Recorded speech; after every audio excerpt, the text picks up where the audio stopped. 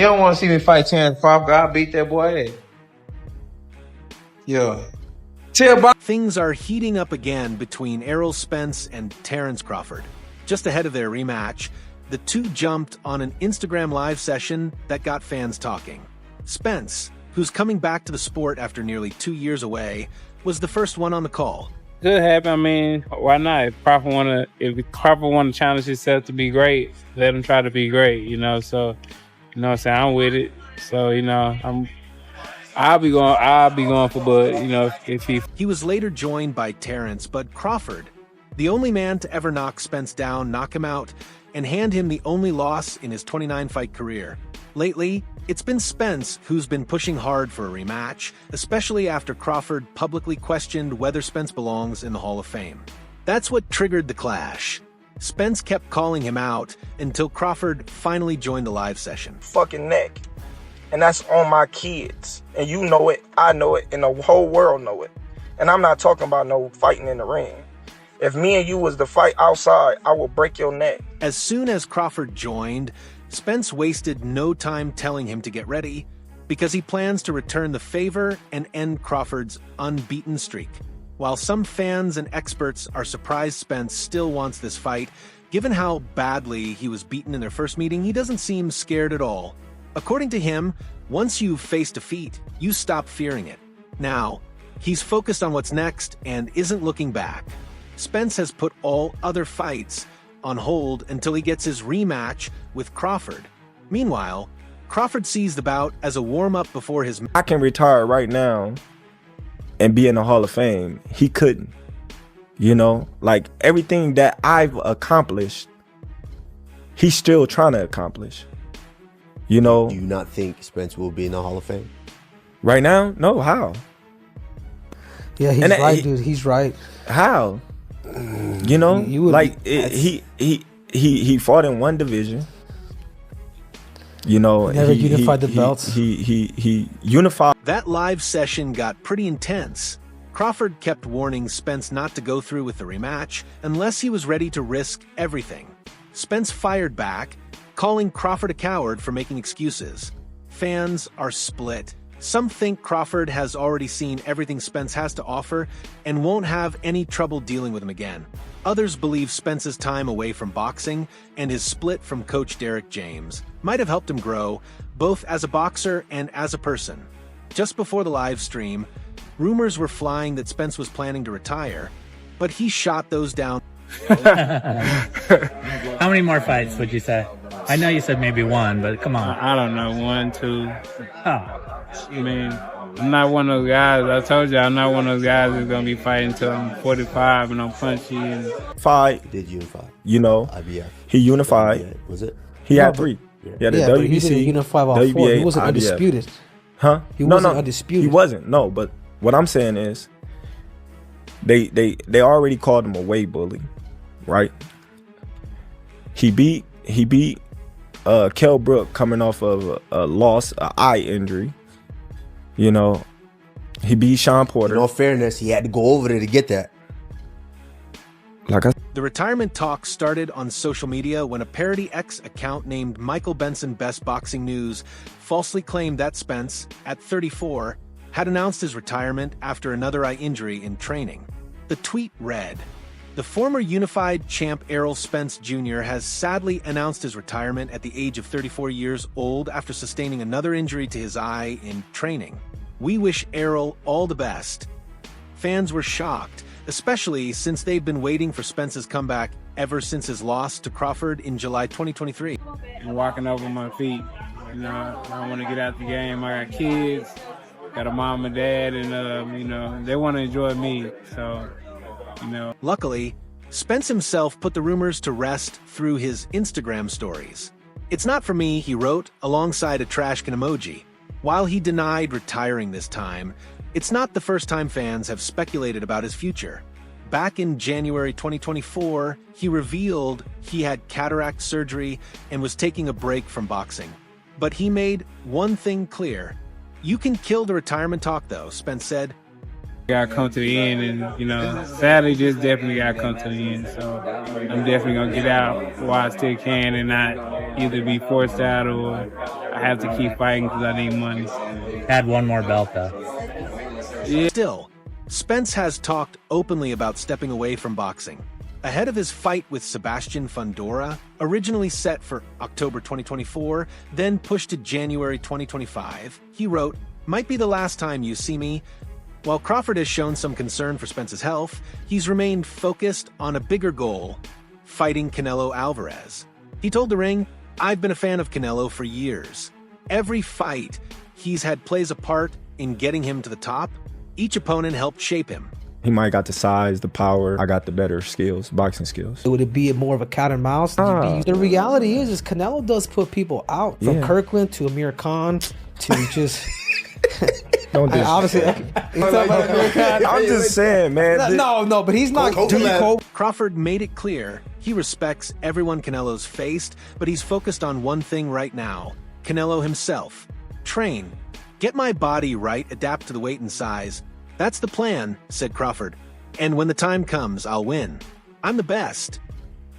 But all those guys that you name is not as skillful as me. I'm sorry. No disrespect to none of those fighters. The skill level is night and day. So how do you see a fight with Canelo going? Tough fight. Canelo is a great fighter. Like, come in as the underdog, mainly because of the size difference.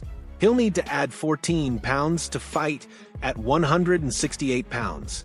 But Bud, who recently beat Israel Madrimov to become champ at 154 pounds, is confident he can go even further and hand Alvarez his first defeat at that weight. The stakes are sky high. If Alvarez beats David Benavidez's skull, he could become undisputed again.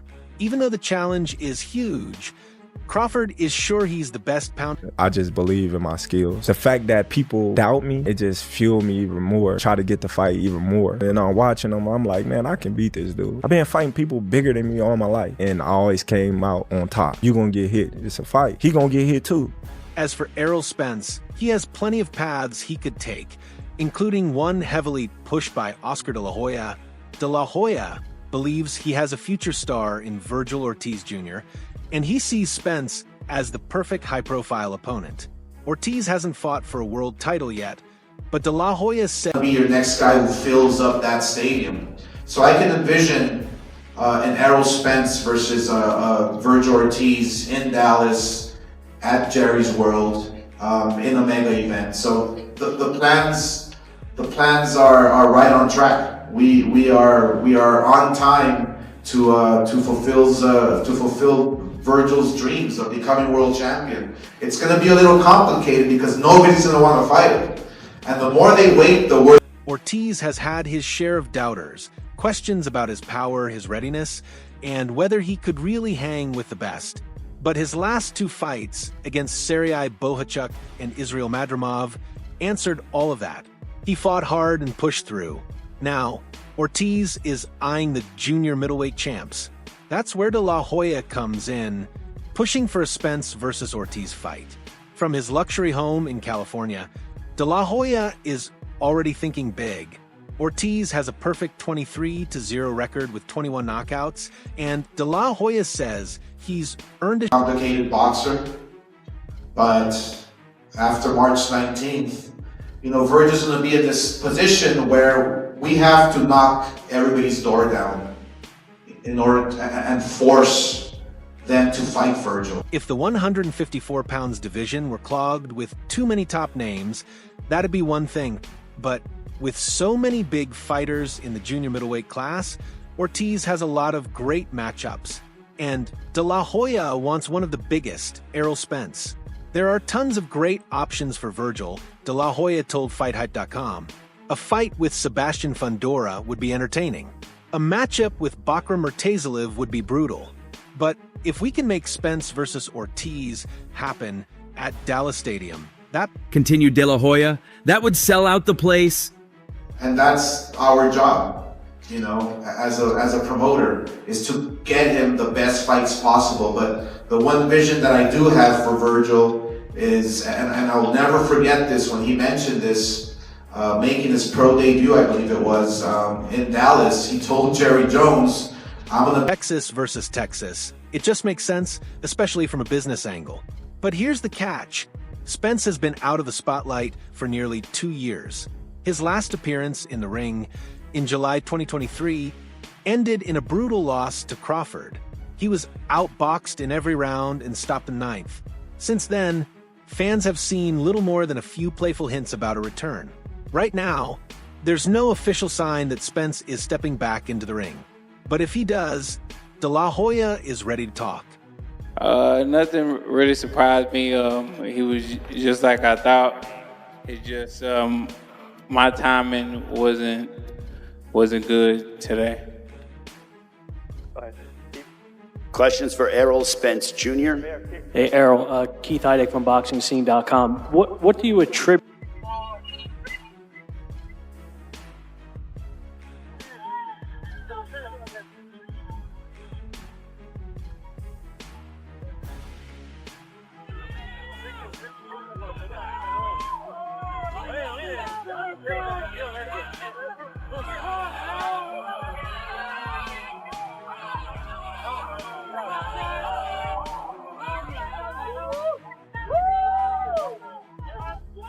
That July 2023 fight was a career-defining moment. Crawford took Spence apart round by round at T-Mobile Arena, scoring a 9th-round TKO to become the undisputed welterweight champ. He dropped Spence in the 2nd round, then again, twice in the 7th, taking the IBF, WBA, and WBC titles and adding them to his WBO belt. Crawford, 35, battered a bloodied and swollen Spence in the 9th, landing unanswered punches until referee Harvey Dock stepped in at 232. Spence, 33, protested, but he had clearly lost every round. Your timing not being there, too. Did you feel off physically or anything, or what was wrong in the fight?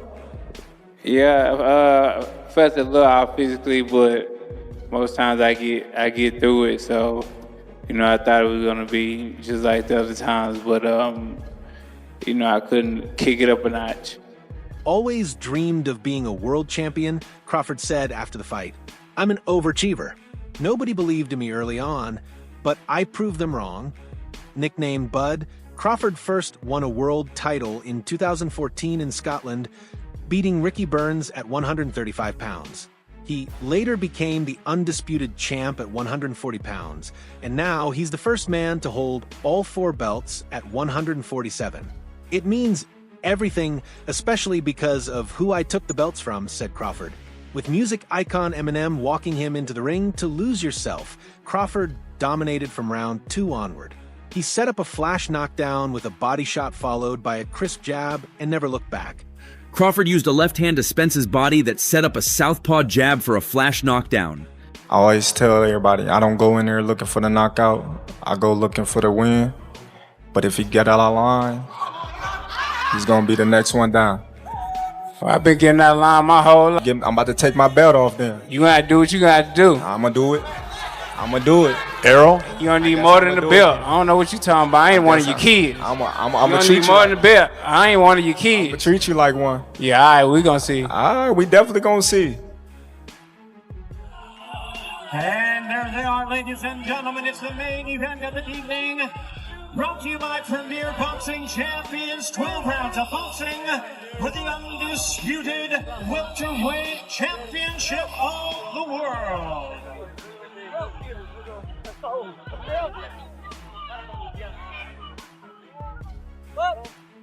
Did stop it. Right, yeah. But No, I think, but you think he should have stopped it at that time? Because even when he stopped it, Errol was, put his hands up like, I'm still going. Do you think that was the time to stop the fight? Oh, yeah, for sure. But I think that his corner should have stepped in the 7th round. I feel as if, they believed in Errol, but at the same time, they should. I got a feel for his power. Probably like first, second round. He's a strong dude, but everybody at this top level have some type of power. But I think because my time was out, he was catching me in between shots. I get to say I told y'all because I've been asking for these fights for years, and y'all been saying, "Oh, he's too small. He's gonna get this. He's gonna get broken."